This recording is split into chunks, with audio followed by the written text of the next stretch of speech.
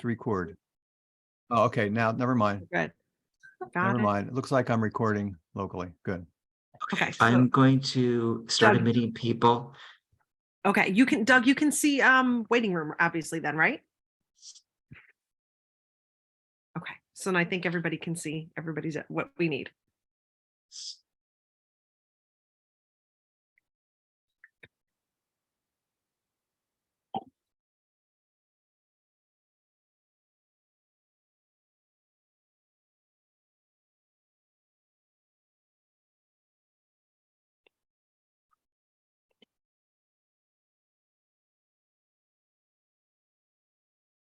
Six o'clock. So I'm just going to say, for those of you who are joining us, we'll be started in a few moments.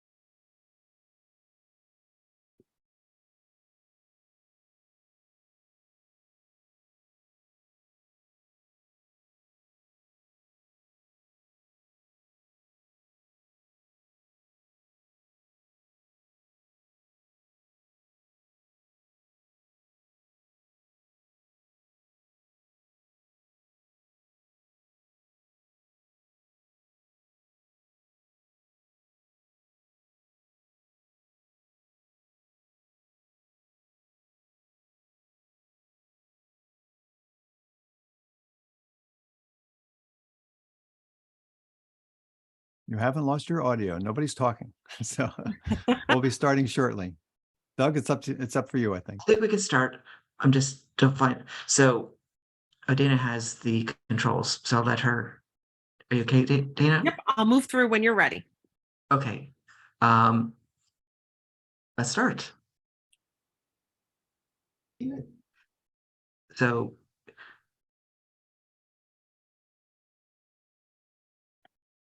Doug, do you prefer the other slide or this slide to? did you? No, I'm going to let you go because I'm communicating with the people that are in the room. Got it. That they're Okay. using strange. Got it. Well, thank you so much, everybody, for joining us tonight. We are really excited because we have a wonderful AI chat series coming up today that we're going to be able to discuss to share with you. We have some fantastic panelists, but before we get started about that, we have a few things that we want to go over just to share a little bit about our organization, NEDLA.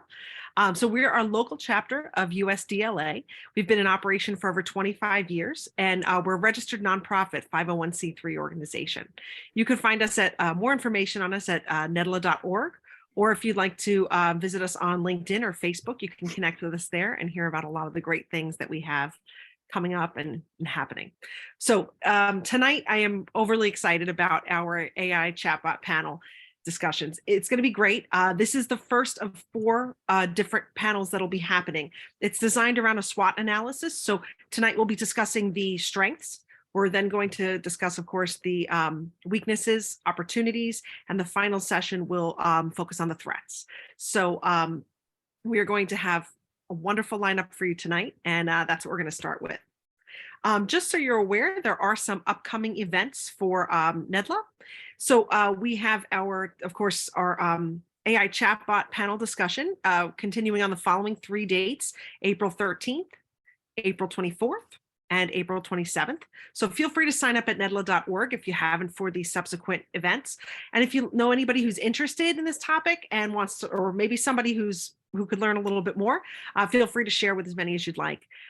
This is a free event, so it's a wonderful opportunity to kind of see a little bit about what we do and get to know some of the people that are involved.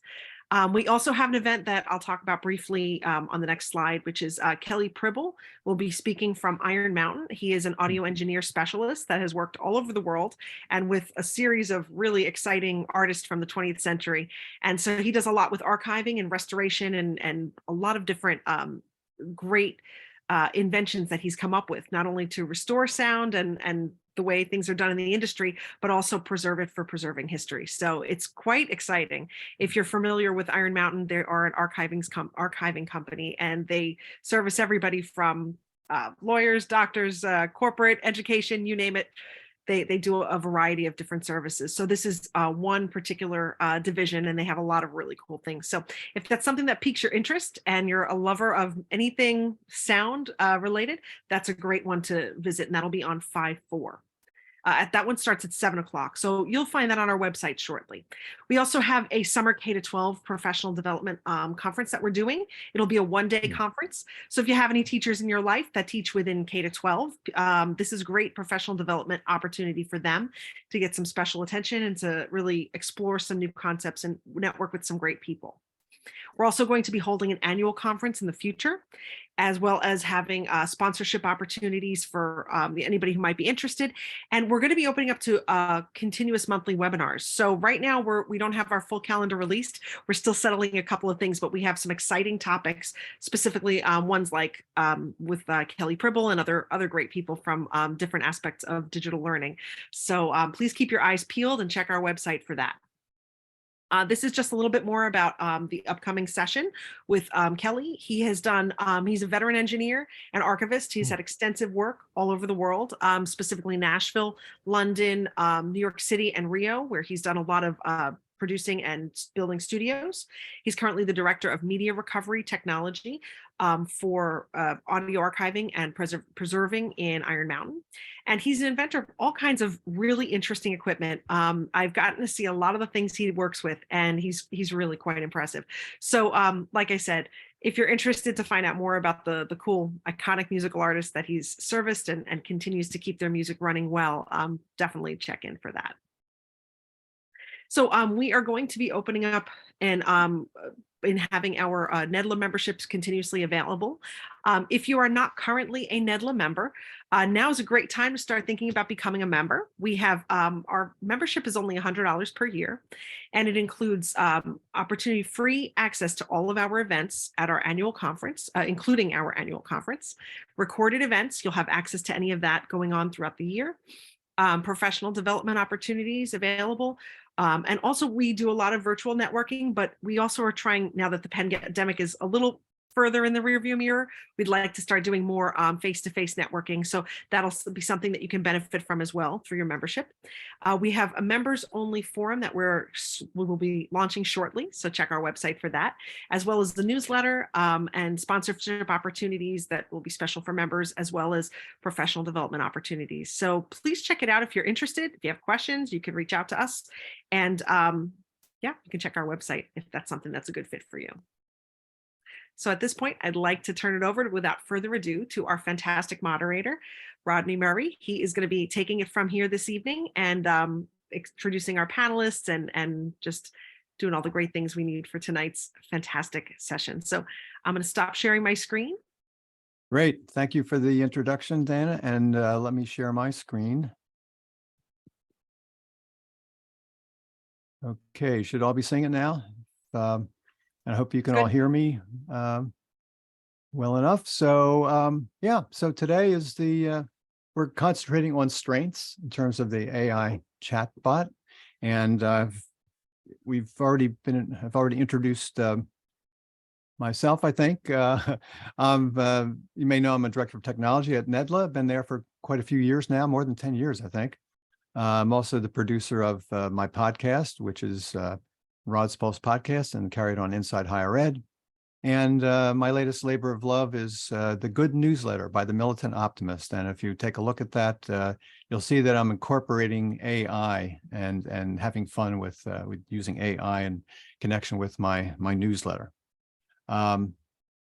In fact, I thought I'd have a little fun with some graphics. I wanted to add some graphics to the slide, and I went to DALL-E and gave it a prompt: university students in a lecture hall see a modern robot lecturing to them at a podium at the front of the room. Well, it's either my prompt skills or the fact that DALL-E couldn't quite get it. It took DALL-E quite a few times before it realized that you don't have your back to the student audience, and you can see the one in the lower right. There was a giant robot in front of the classroom. So just a little fun to add to the presentation.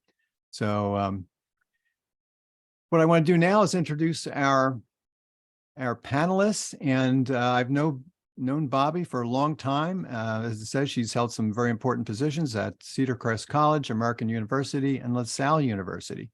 So Bobby, let me turn it over to you and to introduce yourself.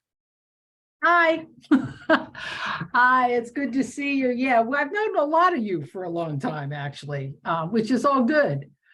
I've been in the education, instructional design, and technology field since 2002. So that is a long time, where that's like 21 years. I'm happy to be here. I still teach at AU as an adjunct. I came out with a new book that was published this year that, Doug, you do a drawing, and I'll be happy to give one of these away. AI at Work, that I've worked on for a long time. And you and I, Rod, started talking about AI, I think it was 2017, 2019. Oh, yeah. It was a long time ago, and it's here. So, that's my introduction. I'm really passionate about technologies and technologies helping people learn. Thanks, Bobby. That was great. Yep. Mattia Marquardt, Assistant Dean at Columbia University School of Social Work. Mattia, why don't you take over and give us a more thorough introduction? Thank you so much. So I'm really excited to be here and very grateful to Nedla and to the co-panelists here today and to everyone who's joined. I've been working in education since 1997 and in online training and education since 2007. So as a social worker, when a position opened up at Columbia to get ready to launch our online Masters of Science in Social Work program, that seemed like just the perfect convergence of my various interests and backgrounds. So I've been working at Columbia since 2014, and we launched our online Masters of Science in Social Work program in 2015. And these days, I'm really interested in AI chatbots like ChatGPT because they're having such a huge impact on higher ed and society in general, the workplace in general.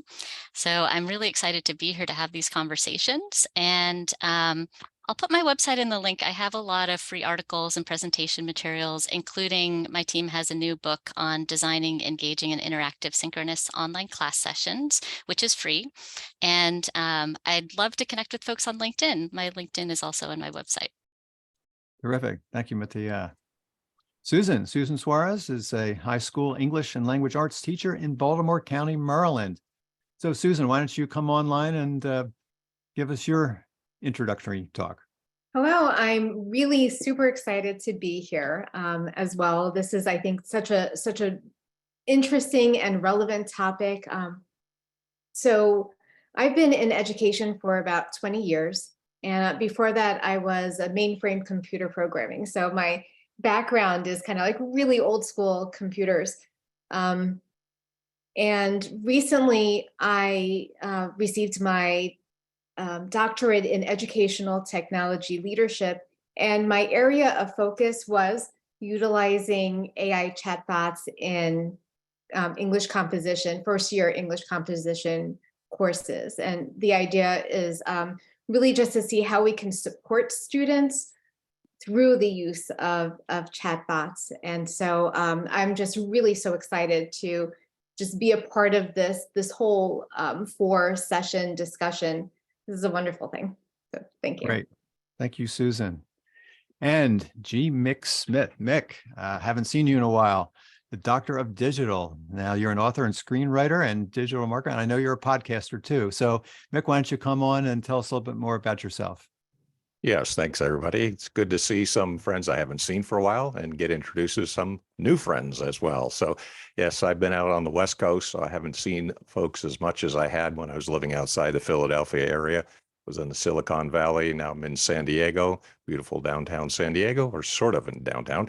In any case, I do have a podcast, which is the Doctor of Digital, where I'm always interested in innovative or AI or something that is the cutting edge in technology and education, because most of my life has been spent in those fields. So when I started in education really around 1994, and there was this thing called the internet, I said, this is probably going to change everything, which of course it has. And how it's going and where it's unfolding is anybody's guess, but it's been an exciting and interesting ride, both on the educational side, working for startups, and also doing some of the things I'm currently working on. So in terms of AI and also machine learning, there's ClassRank, which is a system, a back-end administrative system for administrators in higher education, and also an interesting project for younger folks called Keepsake Tales, in which machine learning and AI puts a child in the role of the hero of the story. So if you have an Alice in Wonderland, you have Winnie the Pooh, Wizard of Oz, it puts the child in that story. So very interesting things going on in artificial intelligence, AI, and machine learning. And so I wanted to stay up with that. So currently with amplifylabs.com, and also they're working on things that are related to artificial intelligence. So thanks everybody for having me and welcoming new friends and seeing some old friends. Thanks, Mick. And last but not least, Shivy Williams. She works at Rowan Community College and Distance Education Department as an instructional designer. So Shivy, why don't you come online and give us your introductory talk? Sure. So like everybody else, I'm excited to be here. And gosh, let's see. So AI is not new to our college, but it is new to our college. And so I have the privilege of being on our AI committee, which was just formed probably the last couple months. I also did a debate. If anybody knows about ITC, I did a Chatbot or AI debate there as well. And I'm excited to be here because not only do I get to share the things that I've learned, but I also get to learn from some of the other panelists and kind of take that back to our college. But I've also been in education for a while. I've been in education since, gosh, 1999, I think. And so, but I have been at Rowan Community College since 2012, and then just stepped into the role of the Center for Teaching and Learning coordinator. So trying to get more information out about AI and just sharing information with our faculty. Thank you. Thank you. Thank you, Shivi. So now let's get to the questions. Now we have potentially 6 questions. I'm not sure if we're going to get through all of them. So keep that in mind. I think the panelists have seen the questions ahead of time. So you might want to save some of your powder for a later question. It depends on what you want to do. So I'm going to leave the first question up here for a few moments for our audience. How can AI chatbots like ChatGPT revolutionize higher education, enhancing student learning experiences and outcomes while providing personalized support for struggling students? So that's a mouthful, but I think we all have the question in mind. And so I'm going to stop sharing.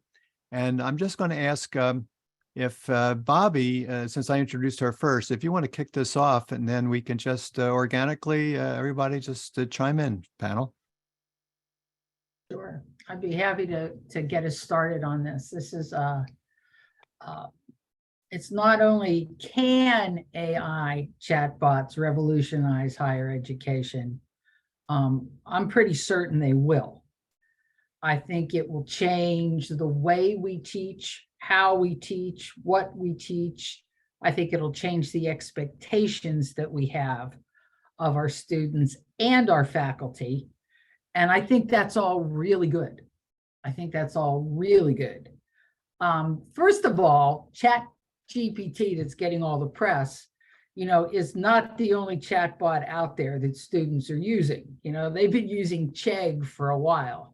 I remember when I was at Cedar Crest having faculty senate debates on whether we should outlaw Chegg. And and they've been using Alexa. I gave away a bunch of, down at Montgomery County Community College, I gave away a bunch of Amazon Alexas. And then I asked the kids 6 months later, what are you using them for? Every single one of them said, oh, I do my homework with it. So, I mean, I don't think it's new, although I'm glad that it's getting news. I really am. They've been using Siri and Cortana and Google, and so it's about time it's come to the forefront. I think one of the things that we need to understand is how to position it in the curriculum and how to help faculty through support in instructional design, how to integrate this into what they're doing so that it's a benefit and not a threat. So it's not a threat to, oh, they're using it to write research papers, or it's plagiarism, and they're, figure out an approach, whether it's authentic learning assessment, whether it's a teamwork project, whether it's, some sort of something they can do in their class that it is not just ChatGPT or Rand or Firefly or, whoever, putting things out. Or, like one of the discussions that I'm having right now with an organization of scholars that I belong to, we're comparing and contrasting the same answers to how can academics share and kind of get rid of the silos and bring our knowledge together around the world. And what does ChatGPT say about that? Oh, what does Bard say about that? What's the difference between that? So I think there's lots of opportunities. I think we need to be proactive, and I think we need to take the threat away from faculty.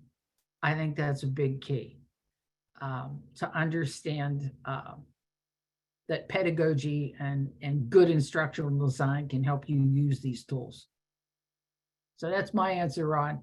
Great. Yep. Who else wants to chime in now? I'd like to chime in if you don't mind.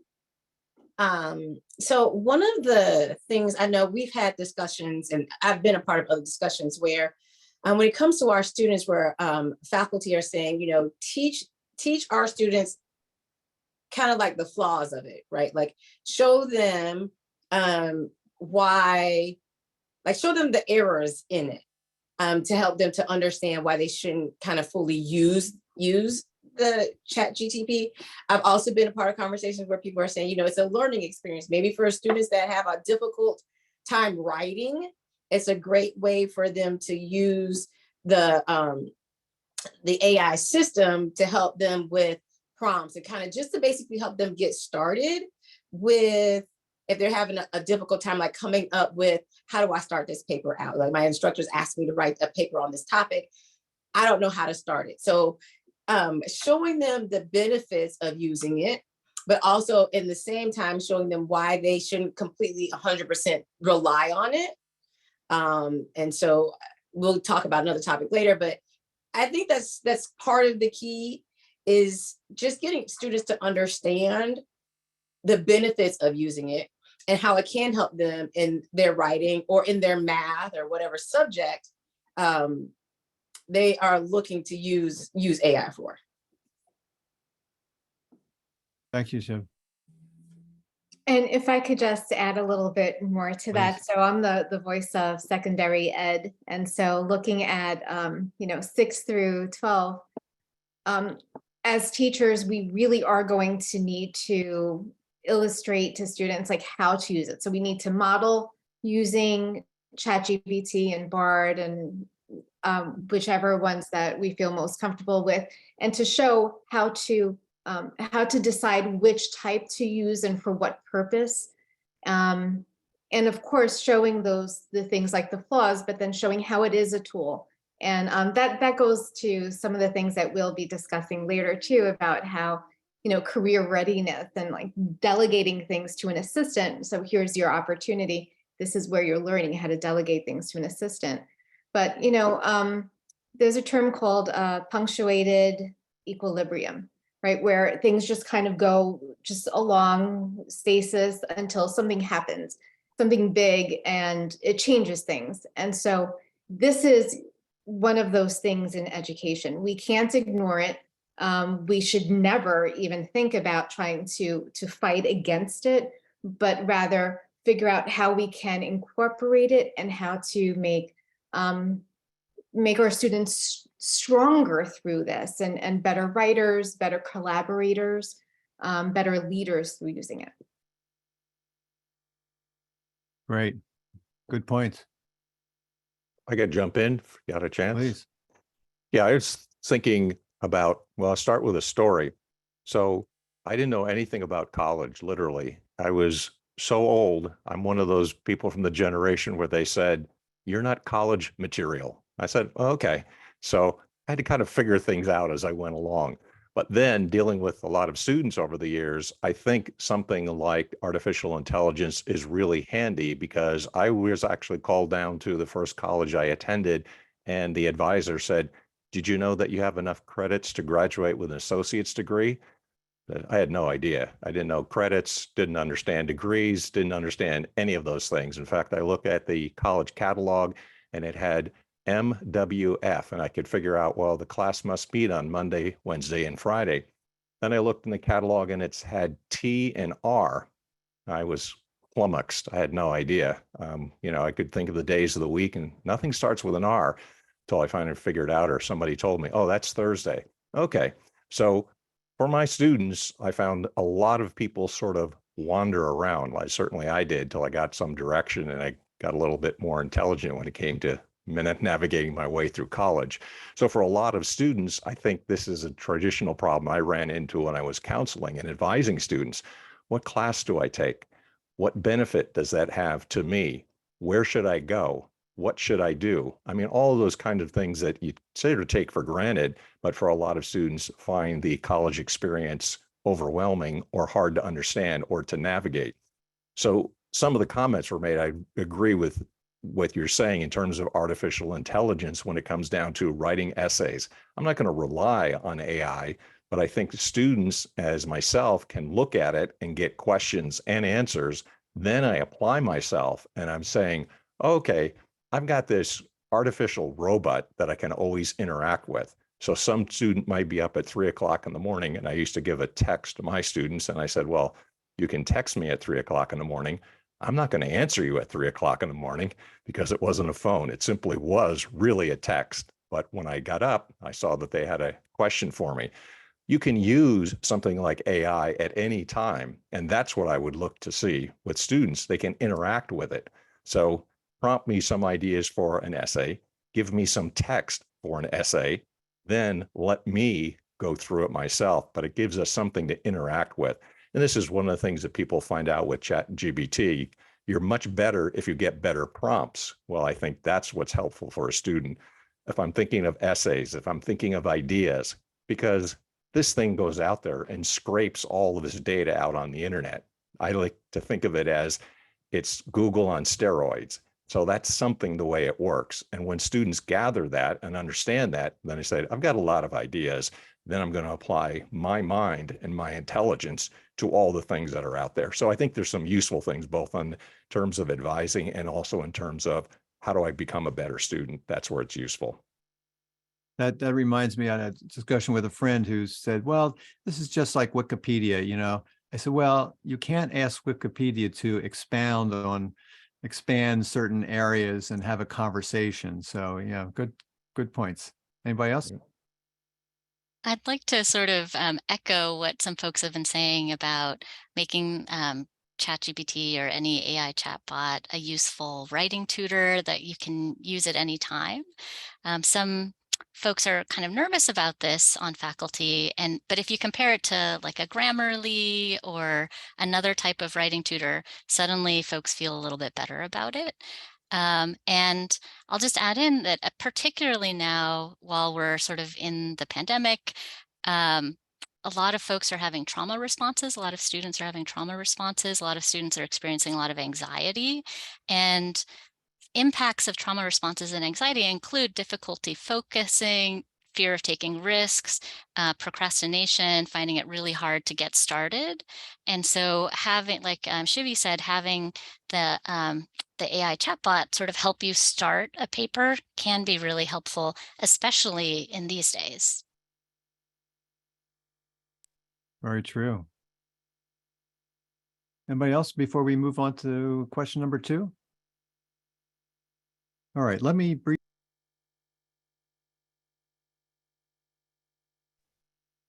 Oh, looks like you accidentally hit that mute button. Yeah, I'm going to share my screen so everybody can see question number 2. And so here we go. What ethical considerations should be taken into account when implementing AI chatbots in higher education settings, particularly for students from underrepresented backgrounds or facing systemic barriers? So let me stop sharing and throw it back to our panel. Feel free to jump in, anyone.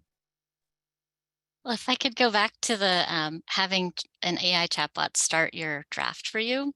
One thing in a field like social work, for example, or other fields where students are interacting with clients or with students, for example, if they're at a teacher's college working with students, we have to be really careful about not inputting client data into ChatGPT or into an AI chatbot, because we're basically giving away someone else's personal information if we do that.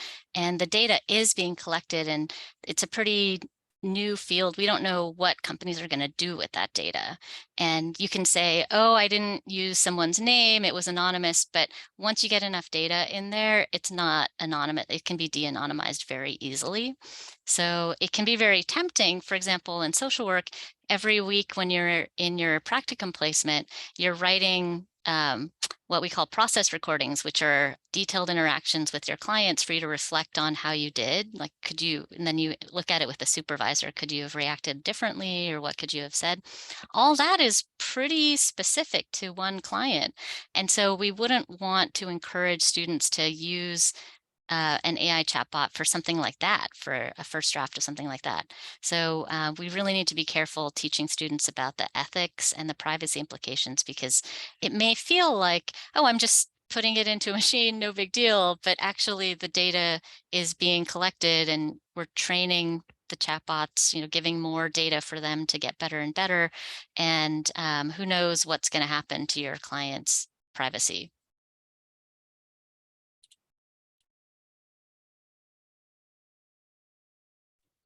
I also think as teachers, instructors need to be really careful about how they're using the chatbots as well. So things like one really great thing to use Bard for is coming up with a script for a difficult phone call, let's say a parent-teacher conference or a letter home. And so again, anonymizing that, making sure that we're not putting those details in. And some other ethical considerations is, again, continuing with the privacy, is when we're teaching our students how to use this for feedback, to again ensure that their names are nowhere, their information is nowhere on there, especially if you're doing, let's say, a college application essay. Personal essays should not be input into something like ChatGPT. And finally, I think we really need to remember that there are only a few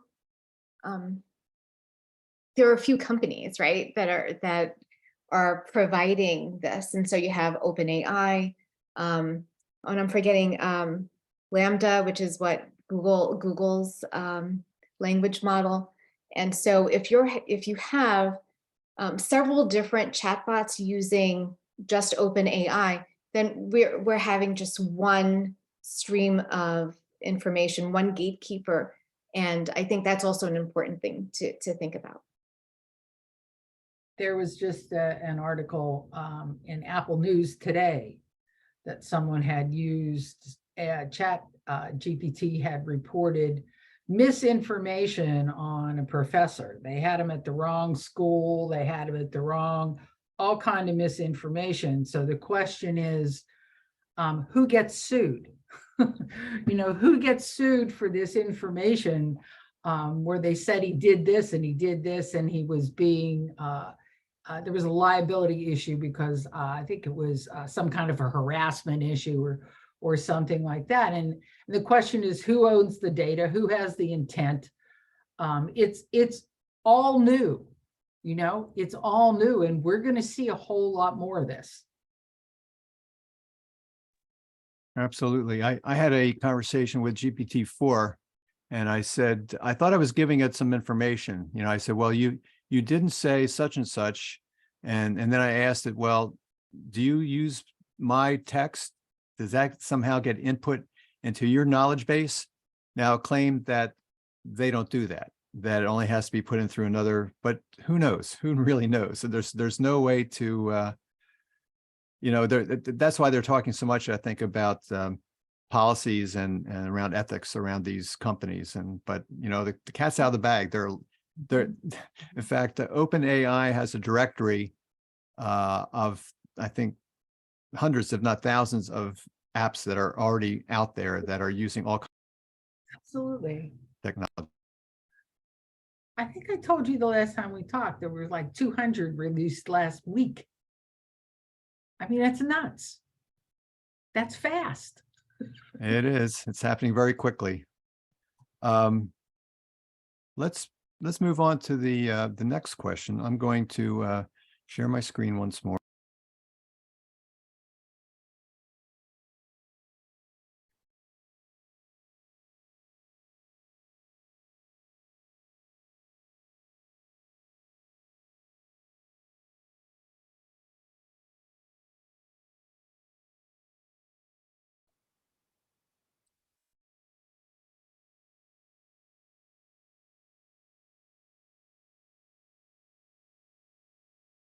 Myself. So here we go. Question number 3. How can AI chatbots be designed to ensure inclusivity, equity, and differentiated instruction in higher education environments? That I would say is a tough one. Does anybody have, maybe we have to have some engineers here. One of the things when I read that question, to be honest, I don't even know if that's possible, right? And not at this point. And it's only because if anybody's heard anything about it, we already know there's biases with these different types of software. And that's because the internet is full of biases. And since that's where it's pulling all the information from, there's no way to control what it's pulling except to make sure that you're either rereading to make sure those biases aren't showing up. Kind of like Bobby said, making sure that the information is true to the best of your ability, right? Because I've even put in some stuff into Chat GPT before, and I was like, that is completely the wrong information, right? And so, and even going back to teaching, like we had the first question, right? To even go back and teach our students the same thing, like here are the things that show up, and here are some biases that can show up when you're writing your paper. If you try to use this like 100% to write a paper and turn it in, here's the problems that you will be facing. But here's a good way to use it. But I don't know if we will ever be able to eliminate the biases since, those biases and, people not being included and all kinds of things are out there and it pulls from that information. I just don't see that as being something that we'll be able to avoid. Dana, I think you can use it to come up with a cool reading list on academic topics. I just think you're going to have to check it over and see what it is. Don't forget that even in the best case situations, algorithms break. I mean, they break. There's regression to the mean. So that means the outliers are going to be left out. Well, if you leave out Einstein, we would not exactly be with the level of knowledge that we have. So, there's limits to this kind of stuff. I have something interesting I'd like to share real quickly. Now, this was a group of academics from all over the globe. And this was a presentation on ChatGPT. And they asked these people, like, what are you afraid of? What are you most afraid of with ChatGPT in higher education? AI may replace human teachers was number one. Potential bias in AI algorithms reinforcing existing inequities in education. Job loss for staff was number three. Amplifying the digital divide was number four. And finally, fraud and cheating was on the list. That was the last one on the list.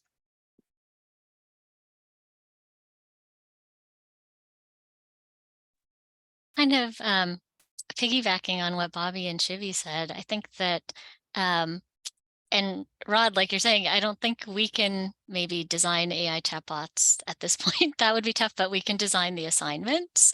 So really coming up with good guiding questions about, not reinforcing bias, not amplifying misinformation, but noting, the internet is full of bias and we need to teach digital literacy skills, and now adding to not just teaching students about, the first 10 things on the Google search might not be the best 10 things.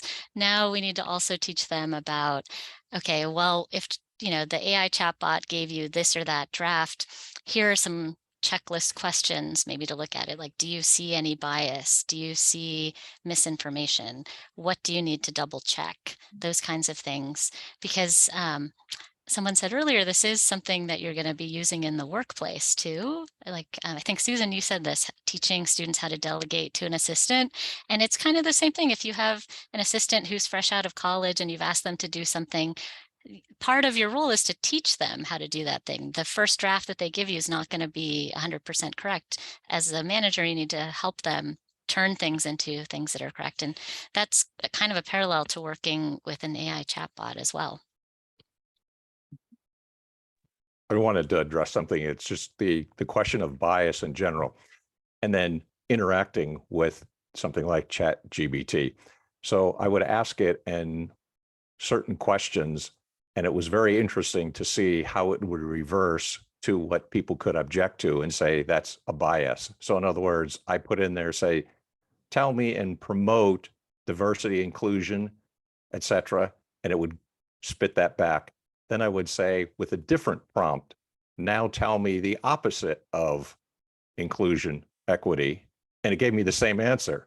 So I was like, well, then of course it doesn't work, and it doesn't work correctly. Every single person using these tools are going to say, well, it's biased against my position or what I think. And the reason I say that too comes out of teaching experience. So I've had the fortune or misfortune to teach world religions. Well, guess what? The person who is advocating one thinks that their particular belief system is being presented unfairly, therefore accusing the materials or myself as the instructor of bias. And so there are other alternatives, or people are working on it. So what I'm seeing is in the whole general field of AI, and I'm mentioning Gab, for example, because Gab has a certain perspective and they have already criticized ChatGPT because of what they perceive as a bias. So I think what we're going to see as it shakes out is that there are going to be different initiatives, each one of them presenting their view of what they think best represents their position. And so we're ending up probably just going to repeat the kinds of divisions and things that people are disagreeing since, the Stone Age, because we're never going to agree on what is and what is not bias. It's always my position is the right one. So it always reminds me of a person when you go to get an operation, right? What does the physician tell you? Well, we're going to have a procedure. And I'm thinking to myself, no, this is not a procedure, it's an operation. It's a matter of perspective. So for the physician, it's a procedure, no big deal. But for the person undergoing it, it's an operation. It depends on your perspective, and you're going to take what you think to be true much more seriously than the other person. How true. I One thing do I think want to, there needs to go be ahead. transparency in the creation and of the chatbots and where the data is coming from and how the data is. And I know there's only so much we can know with the technicalities, but we do need to know when it comes from, many sources of text, like what does that actually mean? What are the sources? To help us a little bit with understanding that where the bias might be coming from. And I understand the point that there's always going to be some sort of bias. But again, if there are 3 distributors of information, well, then you're going to have 3 biases. And we need to be able to somehow just know what's happening behind the scenes. Like we do need to know how the sausage is made before we make that decision of whether or not we want to eat the sausage. That's an interesting point. Most of these systems behave like black boxes. I mean, the engineers don't even know how they arrive at some of their decisions. But I think there has been some progress in pairing other AIs which help to analyze an AI. So hopefully we'll get to the point where we can say, well, how did you get to that point, and what sources did you use? Whenever I use it for some of my newsletter, like I mentioned, I'll ask it for references, and it will spit out, a dozen, it's usually a medical topic, and they'll spit out all these references. And I still go to check each one to make sure that they're real, because if I'm not mistaken, one time I couldn't find the reference. Maybe it was me, but these bots have been known to invent things, so I wouldn't put it past them. And I think there's another point there, Rod, that I want to bring out. A lot of these bots, we don't have one definition of what AI is. And your point, Susan, about transparency is huge. There has to be a certain amount of transparency as to where the data comes from, what's happening with the data, how it's getting analyzed, who's watching the ship. When's the last time you did an AI audit and took a look at this, and is stuff still making sense? I hit this a lot with HR, where they're advertising this HRIS system has AI, and it can help you get the best benefits and this and that. And then you look at it, and it's automated information, but it's information automation, not artificial intelligence. Somebody is making up these questions, and then they're maneuvering the data to present it in such a way. It's not AI, and nobody's watching the ship. Once it's launched, and they bought it, the plugin from the company, they put it in Workday, they put it wherever, it's out there. You can't just let stuff run like that and not have anybody periodically say, is this working the way we want it to work? Is it giving the employees the information in a way we want them, that's beneficial in a way that we want them to receive it? So I think the era of, just like we now have social media marketers, the era of AI auditors is on the way. That could apply to students. I think the HR example is really good, because the machine learning should be learning and be more personalized. So rather than it just giving you data and it's generic data, machine learning at least has the possibility of saying, well, Bobby's questions are going to be different than Mick's questions, and then it will begin to learn and personalize. So therefore, if you could do this for students, that would be a huge advantage, so that they're not all just getting the same supposedly objective data when in fact we know that it is not objective data. And I think one of the real possibilities is the ability to meet the student individually, meet the student where they are, as opposed to saying, you know, okay, we're going to do this level of learning. Well, we've got somebody who's down here and we've got somebody who's up here. We might be able to tailor that instruction to meet the learner where they are.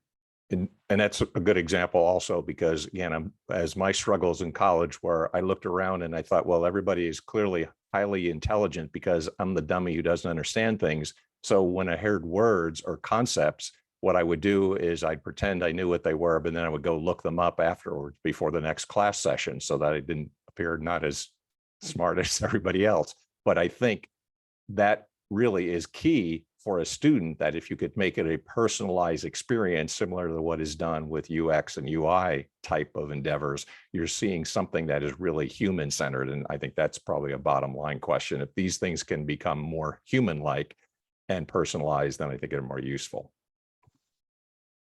Absolutely. Authentic instruction. Yep, absolutely. Absolutely. I think, what's the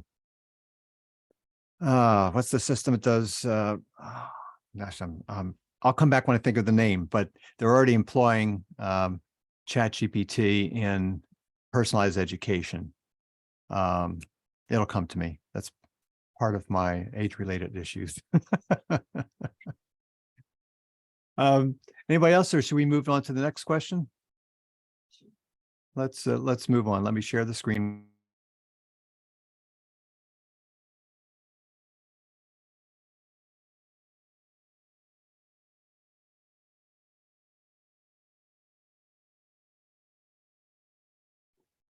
Okay, so number 4, how can AI chatbots support learners' transition from education to practice across various fields, bridging the gap between academic knowledge and practical skills?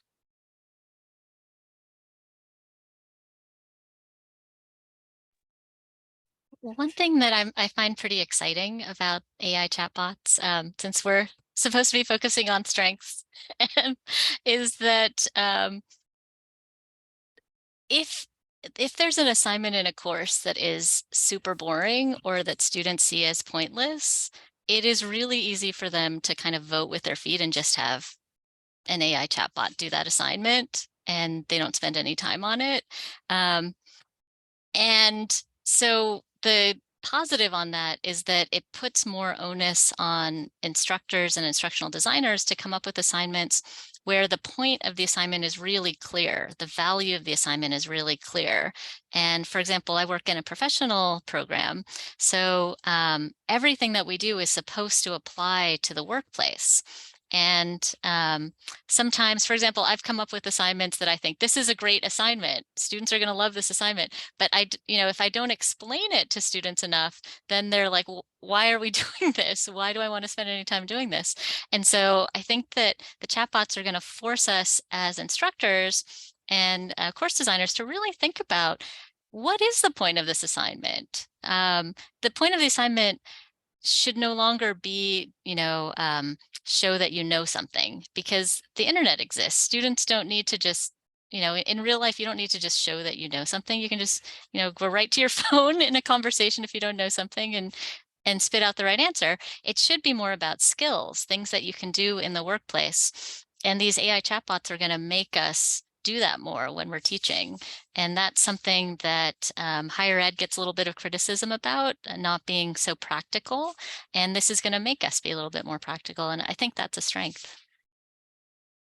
Yeah, I'll just jump in real quick and say that I think this is one of the big areas that we're going to see a lot of uptick. And some of this is going to be because of blockchain. We have always relied on centralized institutions for credentialing. And there's a lot of work being done with AI and blockchain right now in higher ed institutions, in collaboration with companies and organizations, so that you can track learning, and it doesn't have to come from one place. It doesn't have to come just from ABC school.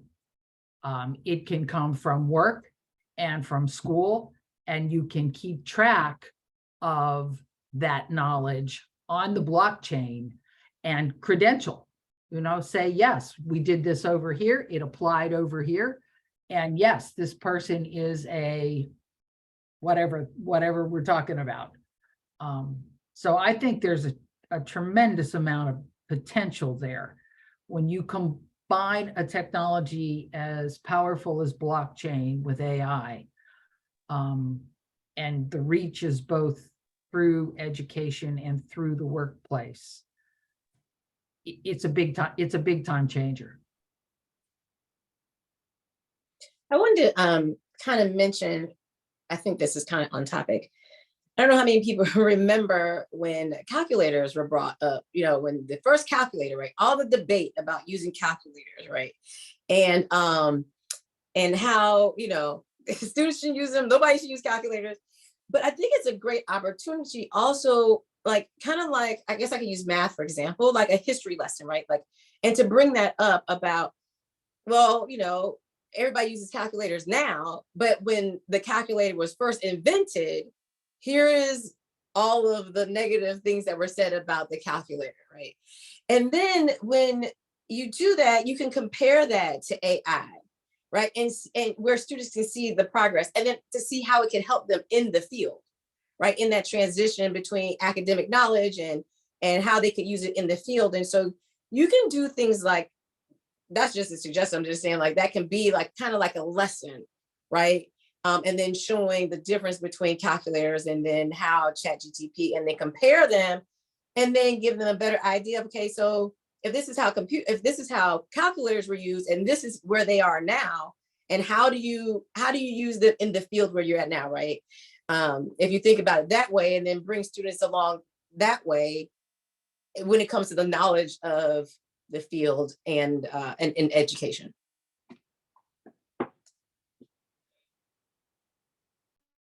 I think also there are two things I can see really helping students transition into going from the academic into practical work skills. And one of the things is using AI chatbots as simulators for practice. And so you can set up situations, you can see where these questions take you. You can actually ask, you can ask Bard, give me some questions that I'm trying to think of something, I'm sorry, but as someone in this career, I would receive, and then you can actually, whittle it down so that it's just the questions. You can have it where it's a demonstration of question and answer. So I think those models are really good, and it's very difficult for teachers to give personalized models for every single, for every student that they have in every single direction that they're interested in. I think also just being able to, as I mentioned before, consider the chatbot as an assistant and being able to determine what to use it for, evaluate its output and its work. Someone had said before about as if you had the college assistant, you do have to train them, and that you are going to have to evaluate whether or not they should do this rather than that. And you do need to then take that information and then do something with it, which is another very important 21st century skill, is to then not just analyze data, but now create something new. So solve the problem that creatively, right, that an AI wouldn't be able to solve. So you take the information that an AI can give you and you take that to the next step. And so that's a bit of a learning process too for instructors, but these are ways that we can help our students transition from just, academic. I mean, when do you write essays? You don't write essays at work. You write very short, concise and accurate pieces. And so we just need to learn how to step away a little bit and be able to like use those calculators, if you would, like the, kind of mixing metaphors, to be able to do that higher level work. Yeah, go ahead. I had a thought. So I'm a liberal arts person, so I'm wondering what a calculator is. But seriously, if you are teaching things that in my career was history, philosophy, religion, things of that nature, I think the primary question the student says anyway is, why am I learning this? Because they don't see a practical application to it. Therefore, it's incumbent upon them to understand, because the instructor should be able to say, all right, this is the reason that we are studying history. I know you think it was boring and it's all people over dead and it doesn't matter anymore, but I can show you how it applies, and more importantly, how you can apply this to your own life. And therefore, when you have a subject such as philosophy, one of the hardest things for students to understand is that essentially there are no answers. And it's very confusing for students. Like, I want to know the answer. Why good am I doing this? But I would try to point out, well, there are questions that are good questions, and then there are bad questions. So in some ways, ChatGPT can't do those things because it can only answer what you're asking it. Therefore, the practical application is to take ChatGPT in, say, a philosophy class and figure out what are the good questions to be asking it. And that's bridging the gap between the academic knowledge and the practical knowledge, that when you are having a subject, how it can actually apply to the student. But I think that's where the buddy notion of ChatGPT or something like that can be helpful. And it's a strength because they can figure out what practical application you can have from things such as liberal arts that seem to have no relevance to the real world. Good point. Yeah, go ahead. Opportunity to take students to a higher level. We take them now to evaluation, right? We go from knowledge to comprehension to application. We get really excited when that happens. And then we go to analysis and synthesis and evaluation. We stop. We don't take it beyond that. And it gives the opportunity of taking it to higher levels than Bloom's basics and innovation, creativity, individuality in that process, that we don't have now.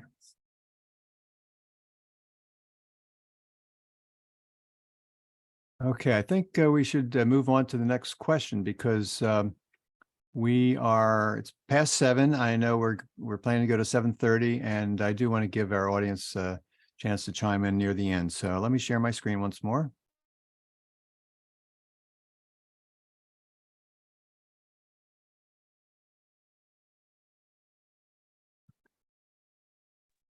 Okay.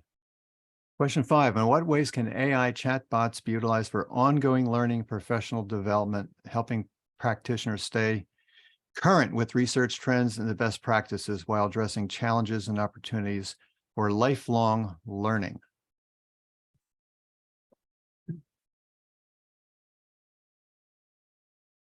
While we think of responding to that, I finally did retrieve the company I was thinking about. Was Khan Academy. Everybody knows Khan Academy. And now they have something called Khan Amigo, which is AI. It's a partnership with ChatGPT.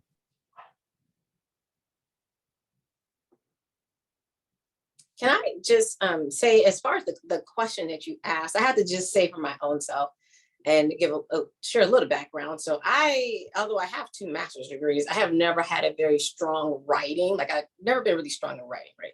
And I do use ChatGPT for writing emails and things like that.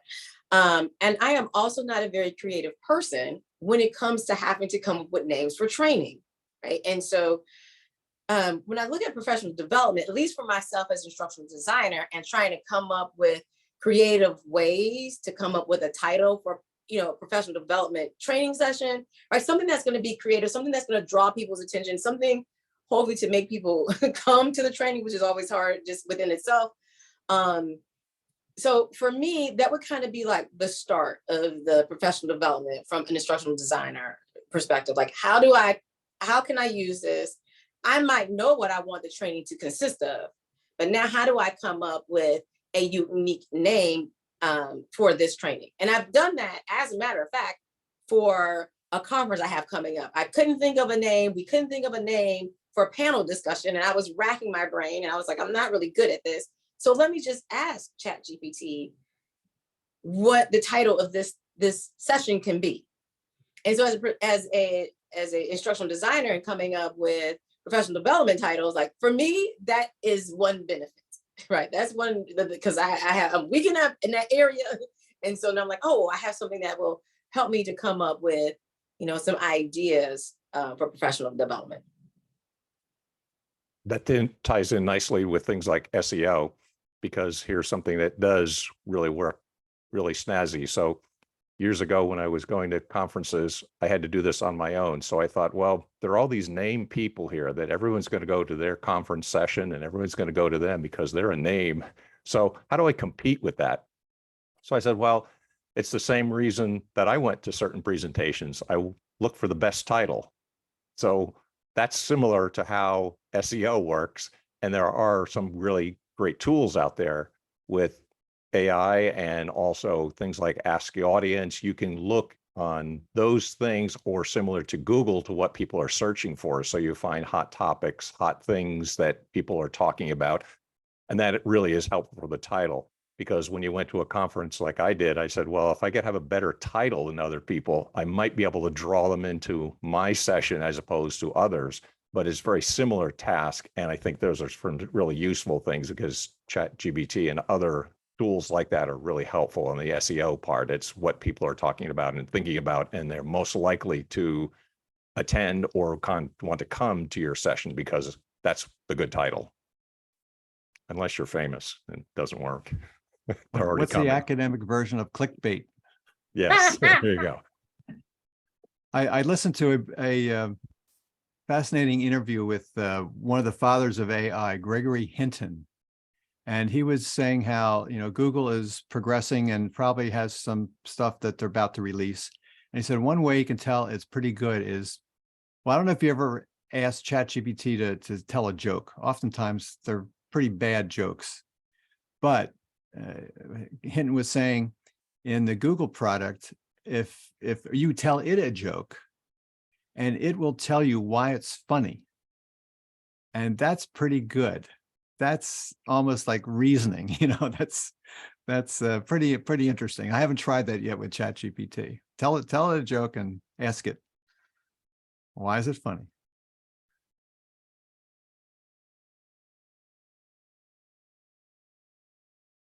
Okay, anything else on lifelong learning for professional development? Otherwise, we can move to the last question, which is one that ChatGPT came up with all of the questions, but this last one was one that it thought was most important to ask. So if there's nobody else wants to chime in, I'll move on. All right, let me share my screen again.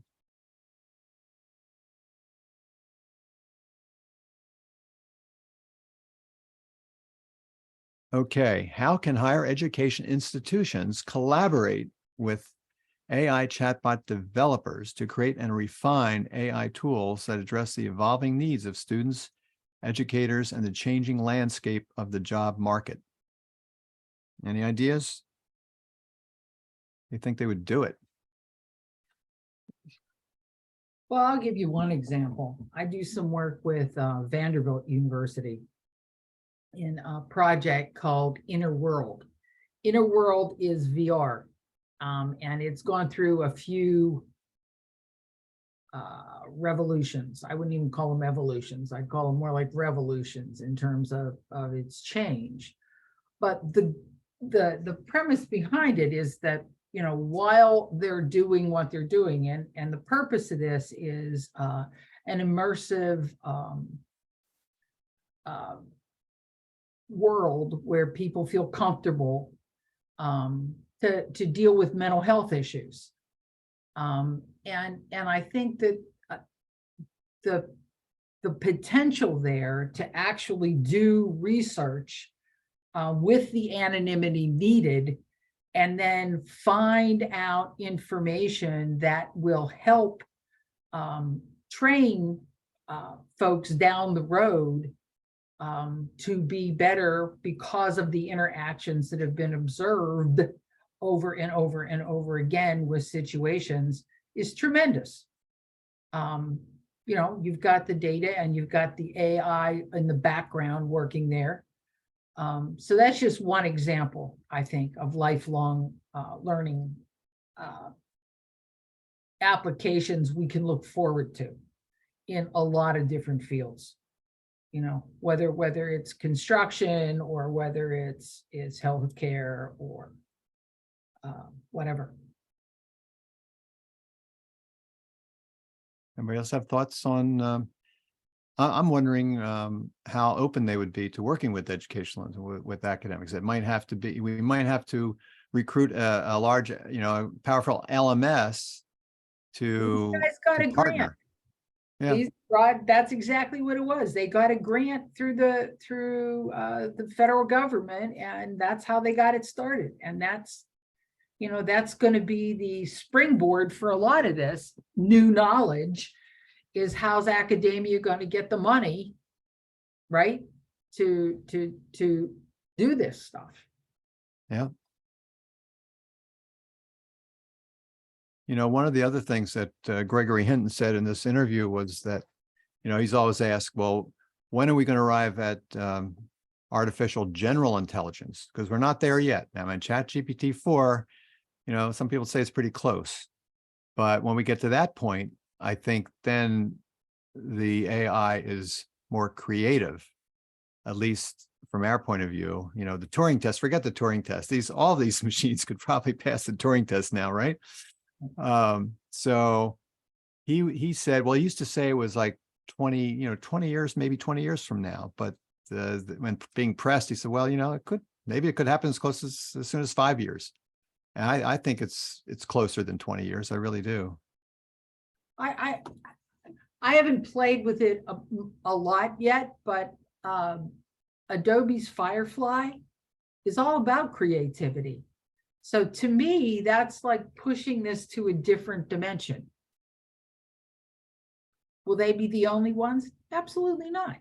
Right. Absolutely not. Well, to Anybody echo else? Bobby, Yeah, go ahead.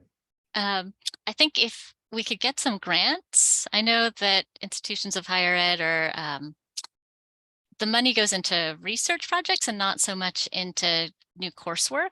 So grants would be really beneficial to developing things. And the question's making me think about one challenge that students have as they get ready for job interviews is thinking about everything they learned in their degree program and how it matches the job they're going for. And if an AI could, if you fed in, you know, these are the courses I took, this is the job description, can you map out, you know, what I should be highlighting in my job interview or something like that? It could be really helpful. And if we were to work together with AI developers to create something like that, I think it would really benefit students. Mick, I'm sort of thinking about what you're saying about going into an institution and you have to figure out things on your own, and students kind of have to figure out on their own what they just learned in 2 years or 4 years, however long their degree program was. How is it going to apply now to the job that they want, the one specific job that they want, or the 5 specific jobs that they're interviewing for, or something like that? And it could be a nice circle, because then if we find gaps, then institutions know, okay, well, these are some skills that the job market is looking for now, and we haven't recently created a course that addresses that new skill. So it could be also identifying for institutions things that we may want to focus on. Yeah, I'm looking for a bot. It's an HR bot. If I can't find it right this minute, I won't put too much time in it. I'll find it for next time. But it's an HR bot that shows you what they expect from the job description and how that should translate into language on your resume, which is important because a lot of times people are not getting picked up by these AI search engines, not because they don't have the skills. They have a lot of skill and a lot of talent, but they're using different verbal cues. So AI doesn't recognize it. Let me look for a second. If I can't find it now, I'll bring it next time. Well, while you're looking for it, I just want to point out that in emphasizing what Mattia was just saying, that a couple of the last podcast interviews I did were companies that sit in that interface between the academia and employment. One is called You Science. Now, it's not a science education. They say the science is about you, and so they talk about helping students build confidence and connecting their education to the best fit careers at different stages of their journey. And another company is Territorium. They use AI-powered competency records that helps employers, link in with them. So there are a lot of companies that are trying to fill this need. I think that's out there. Oh yeah, there's a ton of them. I say it's like dandelions in my field, Rod. That's a good how one. that's how fast they're springing up. Why don't we open this up? It's up to Dana, I think, and Doug, and if you want to unmute our audience, or just have audience maybe post chat questions to the panel. I'll open up my chat here to see if I'm getting any questions from the panels. I mean, our audience. So there's still, I think 15 or everybody so can folks. unmute. If you can't unmute, let me know and I'll unmute you. Or just type, everybody has the ability to do a chat, right? Everybody can type into the chat window. So please, if anybody has a question that you want to address to the panel in general or to a specific panelist, please go ahead.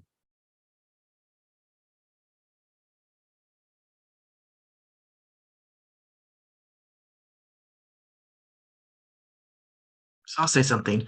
A friend of mine is getting his doctorate in public health, and he started a nonprofit addressing marginalized communities in DC and access to housing and things like that. And we're talking, and we realized a lot of search engines don't speak the language that the people who are asking the questions are speaking. So having something that will allow, a tool that will allow them to better search for and find information that's useful, I think will be really game changing for some people. Because I think they get stuck sometimes. They go to the library. Great that you have a library with all this information, but how do you find what you need if you're really not trained in that? So hopefully this can really help lessen a lot of the gaps that we have.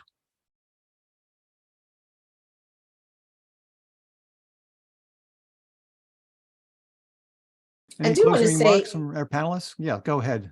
Well, I was going to kind of piggyback off something Doug just said, which was language, right? And so, if you have like a underrepresented community, right, their language is going to be completely different sometimes than what they like. So what they type into the system is also going to be different. What the system will know, right? So if you have someone talking slang, or they have a really heavy accent, or you have somebody from the South that uses words different from people from the North, right? So I think kind of going back to one of the questions also is like working, it's almost like you have to have people working to realize those differences, right? Otherwise, you're going to always be leaving communities out just because of where they are.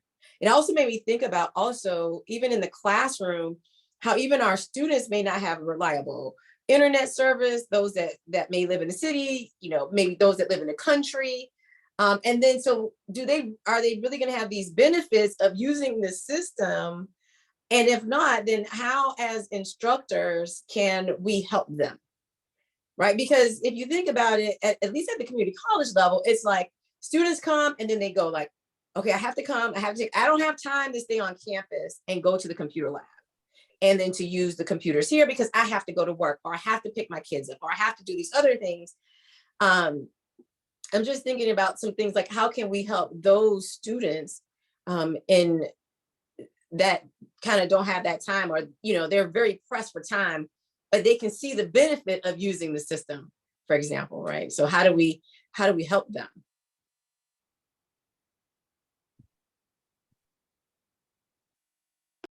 Shivi, to piggyback on what you're saying about how to help these students, I think one thing that I have found just this past semester or so is when I bring up AI chatbots, students who are, or faculty who are more, who consider themselves early adopters, who are more tuned into technology, they've heard about it, but a lot of people still haven't heard about it. I mean, everyone on the panel's heard about it, so we're kind of giving the impression that, you know, lots of people have heard about it, but a lot of people haven't heard about it still. And so going to what Doug said in the chat about democratizing and about first generation students, I think one thing that we can do is just even share that the technology exists and help students learn how to navigate it. Because someone raised a point at a prior conversation that I had about ChatGPT, which is that we've always had students who could afford to pay someone else to write their paper for them, for example. And it was the students with fewer resources who couldn't afford that. And now it's kind of democratized. So, you know, it's evening the playing field if people have the internet access, like you're saying, to be able to access it. If they're able to access it from a place that isn't blocking the ChatGPT, like there are some companies and libraries or school systems now that are blocking it. So then it's becoming less democratized. But for folks who have the access, letting them know that that's even a possibility, because I have found working with first generation students that they are afraid sometimes to ask for help or afraid to ask for an extension on a paper. Someone who comes from a family that knows all about education knows that most faculty will give you an extension on a paper, for example, or knows that there are ways to navigate this or that, or you know, you don't always have to go for an A on a paper, you can go for a B on a paper and it's fine. Those things are things that folks don't necessarily know if they're first generation. And I think this may fall into the category of students who are afraid to break the rules or not sure what's allowable. If we're being very open about this as a resource, it can help bring that democratizing force. Mattia, I think that's a wonderful point. And I'm first gen. And so I had no idea what I was doing in college. And I didn't do well at all because, again, I didn't know the tools. I didn't know that you can do things like talk to professors was something that was amazing. And one of the things that I think Bobby said, like, you know, AI has all these different meanings. And so sometimes we have like the appearance of AI in chatbots. And sometimes that can work okay too, as long as it's transparent, right? We know that there's only going to be X number of answers to a question or questions that you're selecting from. And those things are things that teachers can do, instructors can do themselves. They can build chatbots, which are pretty quick and easy to do. You don't really need to code. You're just doing an if-then sort of stream. So you can do things like, okay, well, I'm late with my paper. I don't know what to do. It's okay. Don't worry. Lots of people are late. You could probably ask your professor. Do you want to find, you know, click here to find the syllabus to, you know, to contact your professor or whatever it is that you want to do to direct them. But it's like it's really good, you know, to say that it is democratizing. It really is kind of taking away some of those barriers that people had because they didn't know that they could, and kind of just like reaching out to students who would be afraid otherwise to ask the question. Now they can ask it, you know, on the down low. They could really ask it privately, and not be ashamed to do this. And you're learning. It's a teaching experience as well. Great. Hi, everybody. I just wanted to add a comment. One of the last few questions was asking how can we use this artificial intelligence to improve the abilities for lifelong learning, and also talking, to democratize education. We kind of talked, maybe there was just a little chat, and yeah, this is just like MOOCs were many years ago. Well, one thing that we might consider, whether it's a MOOC or a class, I would like to see AI used more for improving the classes and the instruction and the activities that we currently have. If we can just get that piece, there is knowledge, which is the NOLJE, or I'd have to actually look up the acronym for it, but it's a new AI application or something that will allow you to do instructional design, tweaking to a course. And so I think it would be great if faculty can take all of the instruction that they've worked so hard on, many years to build up the best course that they could possibly create and make it better, run it through AI and then be very critical about what it spits back out and, make that into education for others and just to improve what there currently is available. And possibly my goal, I do have a MOOC that I'm running to take that and run it through and see how we can make it even better. So just a comment to share. Thanks. Thank you for that. That's, yeah, I think that would that's be a great wonderful. comment, Roberta. I really do. I mean, I think that's a good way to use it to get started. Absolutely. As part of access to this kind of technology, maybe not everybody's aware that, of course, Microsoft is rolling it out. And, they're the funders, one of the funders of OpenAI. They're rolling it out in just about all their products. And Google's about to do the same thing. And of course, right now, if you get the, you can get Bing on Microsoft's browser. What's the browser called? I've never used it. Edge.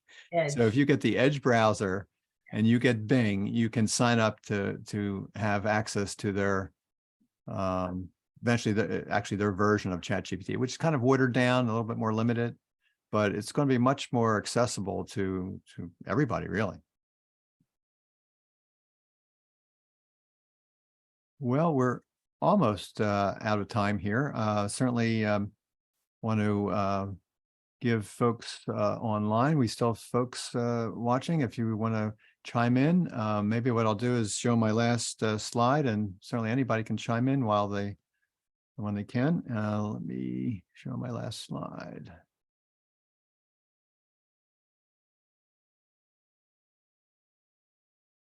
Thought I would end with a little quote from GPT-4. All AI chatbots making education more engaging and personalized, one conversation at a time. So we hope that's the case. I wanted to thank all of you for attending, especially my panelists. And Doug, do you have any closing words, or Dana? Well, we have 3 more sessions coming up. So I saw a lot of people sign up for today, but not as many for the others. So maybe you didn't notice that there was 4 sessions to sign up for when signing up. So feel free to sign up for any of the 3. And I would like to give a very special thank you to everybody here who was in the panelists. Susan, Tia, Rod for being the moderator, Bobby, the Doctor of Digital, Vivi, and Dana. And then the people who helped put this together, Chris Mason also helped us a lot with this. So And thank you, thank you Doug to and everybody. Dana, for making all this happen. It was fun. Yeah. It was a great time. Thank you, everybody, for joining us, and looking forward to the next one. Take care. Goodbye for now. Everybody, thank you. Bye for now. Thanks, everybody. Thank you. Good to see y'all.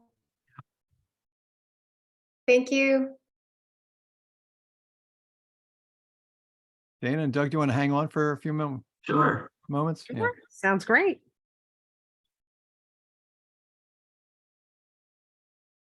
Awesome. Let me stop sharing.